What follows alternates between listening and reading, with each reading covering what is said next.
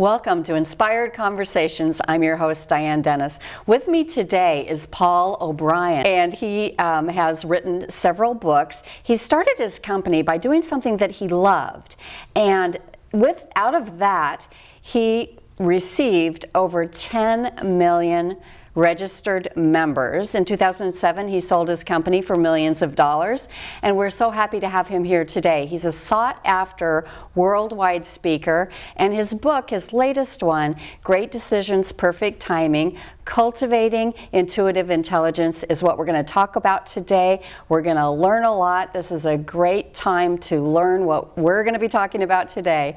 Thank you, Paul, so much for joining me. Thank you for having me, Diane. Absolutely. Now, in your book, it's just chock full of fascinating concepts that a lot of them are brand new to most of us.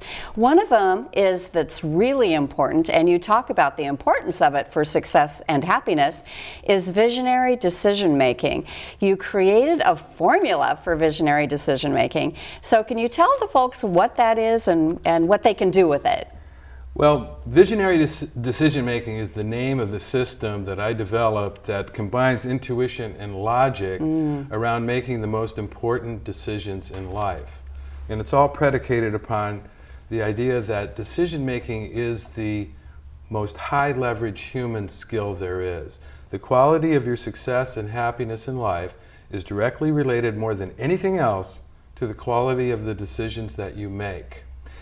And you'd think, as the only species that can visualize different possible outcomes to different choices we might make, that we would be really good at this by now.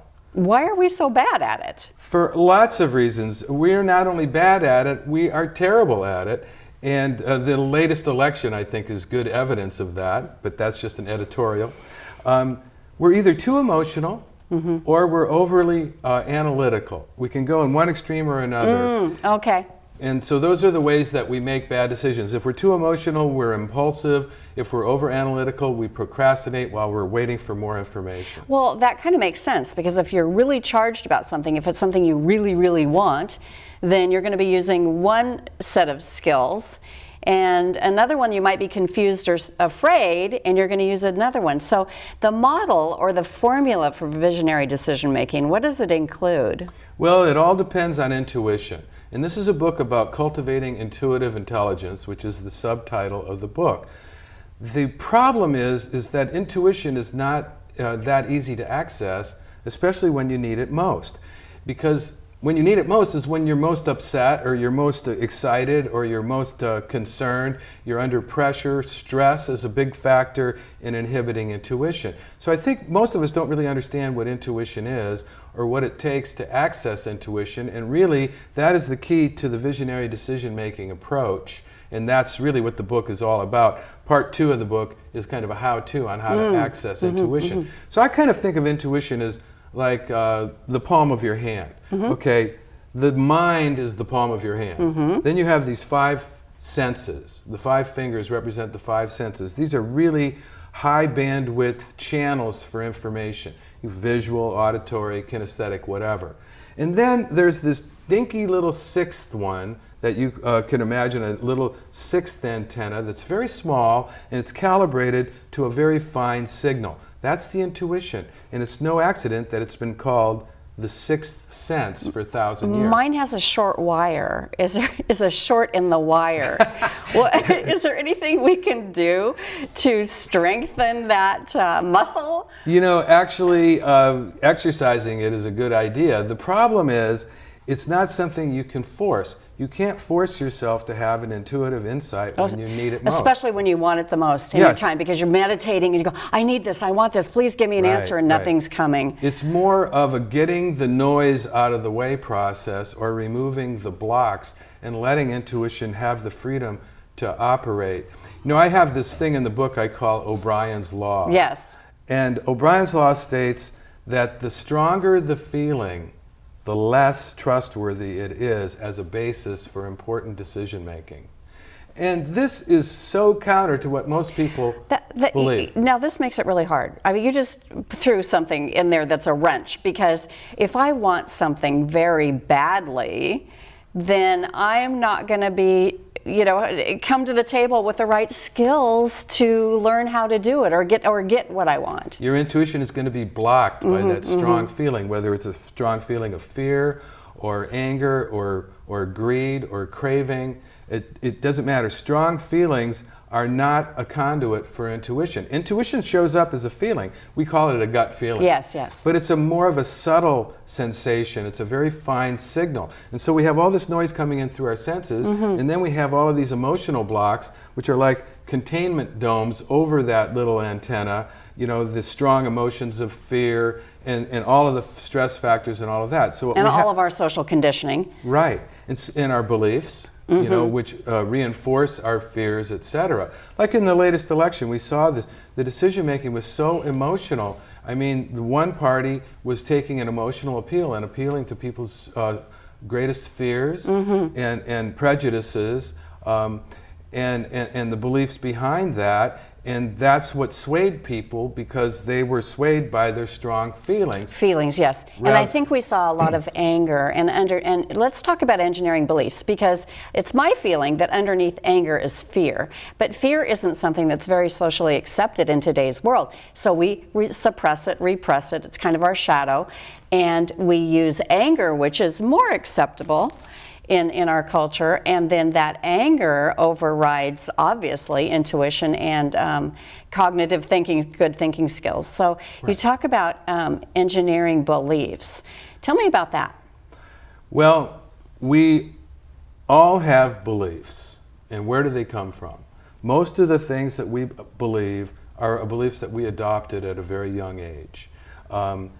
They might have to do with our culture or our religion or what our parents taught us. And so usually we don't really own our beliefs. We're not really responsible for what we believe. We just adopted them.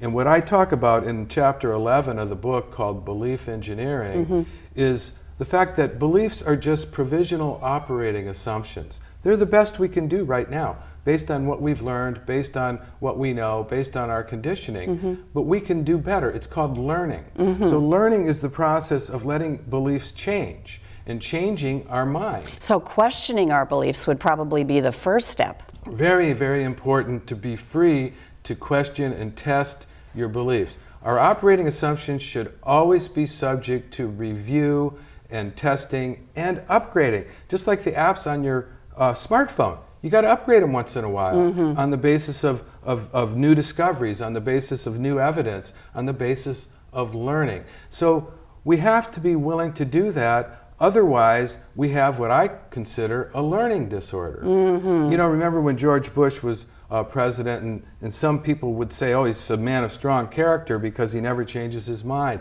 He knows what he believes and he sticks to it. I consider that to be a learning disorder. And it's good to change your mind once in a while and realize the fact that you don't know everything, you're not capable of being objective, and so we're always learning. And so in the belief engineering chapter, I'm showing people how they can do that, how they can subject their beliefs to scrutiny and possible upgrading, and how they can test new beliefs, because really beliefs are decisions. We decide what we believe. We choose what to believe. All too often we choose it subconsciously, or we chose it when we were 4 years old, and we've never questioned it since. And in fact, in some systems, ideological systems, some religions, it's a sin to question your belief. Absolutely. It's the devil tempting you. What a trap that is. What a closed system. Well, also beliefs are, we believe our belief is our truth. So now we're dealing with the ego. We must somehow get the ego out of the way in order to question our beliefs. Right. So that doesn't sound like an easy job.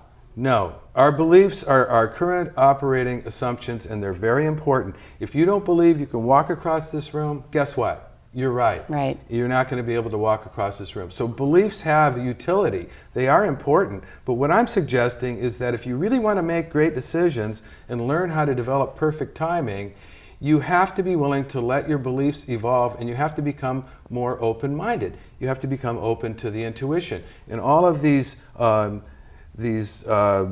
prejudices and strong beliefs or convictions, as we call it, can really limit our ability to let go enough to allow inspiration and other intuitive insights to arise. Getting to that creative spot, which you did when you started your business. When you started your business, the critics would have said, or the analysts would have said, that's absolutely not going to work. Well, actually, everybody thought I was crazy. Right. I was an executive in the high-tech industry, and I was doing very well in a career that was going places, and I was making a lot of money. And I found I found an intersection between two things that had fascinated me as a youth. One of them was the Chinese divination system called the I Ching, and the other one was the potential of software. I discovered software in the mid-1970s, before Apple Computer even existed, and when computers, which were called mini computers, would take up half this room and have less power than my iPhone does today. And I had a friend who worked at this computer center, and we used to go over there in Eugene. It was a nonprofit, and we'd go over there in the middle of the night and smoke pot and play this game called Space War on this humongous machine. It had a tiny little monitor the size of an oscilloscope. Now, I'm not a big gamer, and I never have been, but I was just enthralled by the potential of somebody writing code and delivering an immersive experience. I thought, wow, this is like a form of wizardry. Yes, I was just completely captivated by it, and I did everything I could to get a job at that computer center. But I had no skills. I was a college dropout, and but I knew how to type. So my career in the software industry started out as a secretary. Wow. I became the secretary at that computer center, and then I sort of bootstrapped myself into a career as a software marketing specialist. And 15 years later, I found myself using the I Ching at work. And I think there are a lot of folks out there that don't know what the I Ching is, and that leads into another question: is this are these tools like the I Ching, the tarot cards? Are these just fortune telling, or are they tools that you can actually use with logic to create decisions, which is what your book is based on? That's a very good question. And when I was first introduced to the I Ching at the age of 19, when I was an undergrad at UC Berkeley, by this pretty girl, I thought, well, this is just some fortune-telling game that she wants to show me, and I Pretty girl in bold gives you motivation. Yeah, I was interested in her, right? And so I was playing along with this thing, and being a typical 19-year-old smart aleck, I was kind of making fun of it. And so I said, okay, I'll try this. And so I cast it to see. I asked some question I didn't care about, and it ignored my question, and it came back with a reading from hexagram number 4, chapter 4, which is entitled Youthful Folly. And it says, the student lacks respect for the teacher. Whoops. I thought, what? Busted. Let me try this again. Yeah. That's too coincidental. So then I tried it again, and this time my attitude was a little bit different. I was curious about it, I was testing it, and so I did it again, and it came back and said, questioning the sincerity of the seeker. I thought, oh my God, it's testing me. I made fun of it, it made fun of me, I tested it, and it's testing me. And then I realized what it is. It's an energetic mirror. It doesn't have anything to do with the future per se, although it can help you make better decisions by giving you a reflection on the present moment in any situation. Of where you're at. Yeah, exactly. Wow. So I became very enamored of it, and I like to say, I lost the girl, but I fell in love with the I Ching. Okay. And so I started using it. And a career was born, well, eventually. Not quite yet, but I started using it and letting it help me make decisions that logic can't handle. Now, I didn't, it just stimulated my intuition. And that's what these tools are. Same thing with tarot cards. They're just ways to stimulate your intuition, to think outside the box around problems that logic can't handle. And maybe get out of your ego head. Exactly. And use a little creativity and let you, then you get in a playful state and you're able to then, because I love what you said about taking two ideas or two concepts and putting them together, intersecting them to make some brilliance. And there's a lot of people who have talked about that. That have done that, and those are the visionary people who create new things. So many examples of inventions that really were an intersection of two things that already existed. And we can see that in certain forms of music. We can see that in certain forms of cuisine, like fusion cuisine, things like that, where there are these two things. Well, for me, I had two fascinations coming out of my college years. One of them was the I Ching, and the other one was the potential of software. I was having visions of multimedia in 1974. And CD-ROMs didn't exist till 1994. And so 15 years later, I was the vice president and executive of a high-tech company, and I found myself using the I Ching at work, and I thought, gosh dang it, I wish I could do this on my computer. Because it was just kind of awkward, and yes, I had of course, to find because wasn't it a really big book? It was a really big book. I'd have to find a private space, and it was a company full of engineers who would think I was totally nuts. Yeah. And so, but it was helping me maintain balance in a very brutal situation with terrible office politics. And so I was using it at work, which is something I'd never done before. And then I thought, well, I wish I could do this on the computer. And a light bulb went off, and I realized, oh, maybe that would be good. Wow. Maybe there's an intersection here that makes sense. And we should tell people, because this all sounds fascinating, but people who don't know you and know what your company was. So you started tarot.com.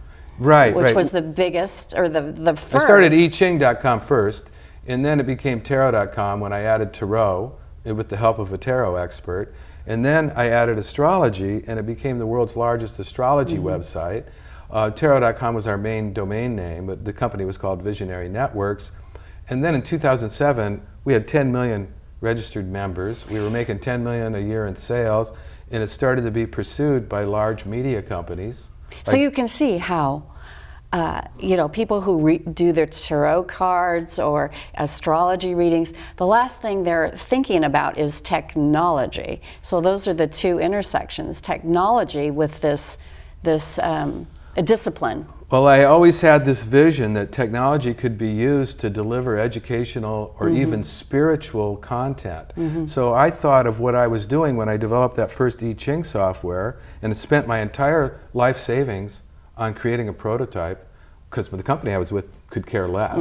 So I hired a programmer and an artist and actually created one of the first multimedia titles.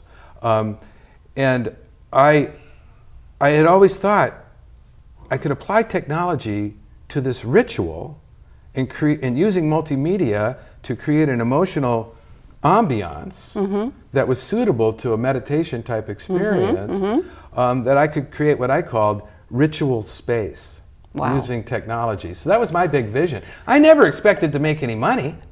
Okay, this was like the craziest idea. Everybody thought I was nuts. Wait. You said you spent all your money, but you didn't expect to make any money. That's right where somebody would go, time out. I know. Because then you go, people, not you, most people would say, they would think about failure, they would think about fear, and they would get paralyzed. So what makes you different that you didn't go into that place where you just shut it off? Well, I think the difference is that I was just in love. I was motivated by love for this fascination that I had. I was so fascinated by the idea of it and the creative freedom of doing something completely new that I couldn't help myself. Okay. And my peers were saying, what are you, crazy? You got a great career, you're going places. Why on earth would you do this? There's no market for this. This is the dumbest business idea ever. I Ching software? 1989? Yeah. That's just stupid.